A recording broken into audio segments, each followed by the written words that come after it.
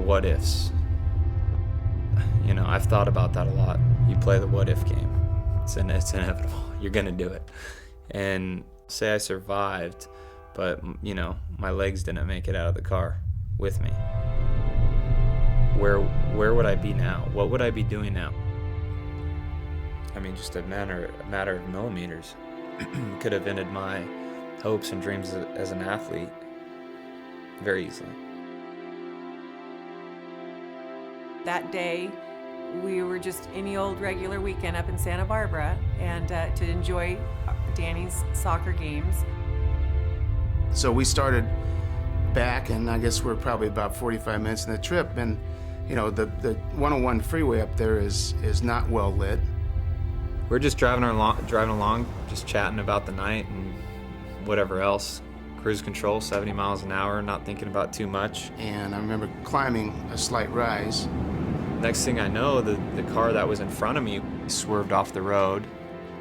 I was in the passenger seat, so I think I was the first one to see the oncoming car. And I remember saying to Dan, I just said, "Oh, Dan." And it was more of a prayer than anything, because at that point, I couldn't imagine surviving. I knew in my mind we were being hit by a drunk driver. I knew that because anyone on the freeway going 65 miles an hour in that fast lane going the wrong direction, that's not right. I mean, you can imagine. Two cars going about 70 miles an hour in opposite directions, hitting head on. It actually was so violent that I think I blacked out. I think we all blacked out. I remember waking up, and I remember my husband saying, "I'm okay. Dan, are you okay?" And Danny says, I'm okay. I'm thinking in my head, how can they possibly be okay? I mean, as soon as we stopped, I remember looking at Dan and saying, can you get out? Can you get out of the car? He says, "No, my leg's trapped." Danny, I was really thinking could have some major injuries to his legs. I had the dashboard just covering me. It was the steering wheel was in my lap, and the car was just smashed up against me. But there was definitely that cage that my body was supposed to be in and be protected in, and it worked. I knew I was okay, and I was worried about everyone else, as you do in your family. And my mom was in and out of consciousness, and that was scary. Danny said, "Mom, reach for my hand." And this is when I'll get emotional, because he said, "Hold my hand."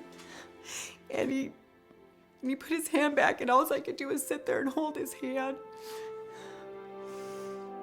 But that's the kind of boy he is. You could see the way the 101 freeway is set up. It's hilly, it's on the cliffs. And you could see the fire engines and the ambulance coming. You could see them coming, but it was just like, it couldn't come fast enough. It really couldn't. The next decision for me was to stay with Dan, because they said they're going to take 45 minutes to an hour to cut, with a Jaws of Life, cut him out of the car. My little brother, who doesn't seem very little, but to me he always is, I had to sit in the car and while he was trapped, as the firemen asked my dad to stay with him or go with my mom. And how brave he must have had to been to say, "Dad, go with Mom." They had to take the door off to get me out. And this is the emergency brake. There's just a little space back there that my legs fit in, and they slid in and out of there safely, and I was well protected. When he showed up, it was just a great moment in my life. We all checked out fine. I can't even explain how lucky and fortunate we were to be in that car and to be that safe. We couldn't believe it. Danny played his soccer game the next day, which was amazing. I spent one night in the hospital just so they could check everything out. I checked out okay, and actually was released the next day to go watch him play soccer. We were in the wrong place at the wrong time, but we were in the right car.